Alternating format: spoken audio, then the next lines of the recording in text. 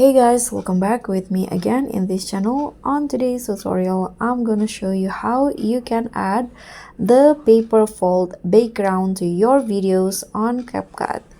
So first thing first, add the main video in the main track, then add the background as overlay. So I got this from Instagram, and you can also find it on the social platform like YouTube or TikTok.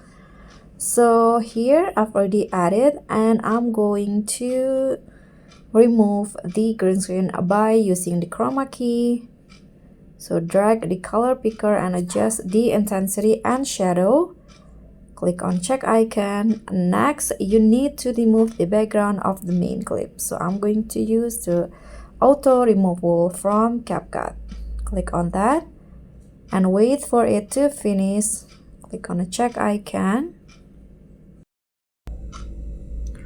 So after the background is removed, what you need to do next is copy the main clip and make it as overlay.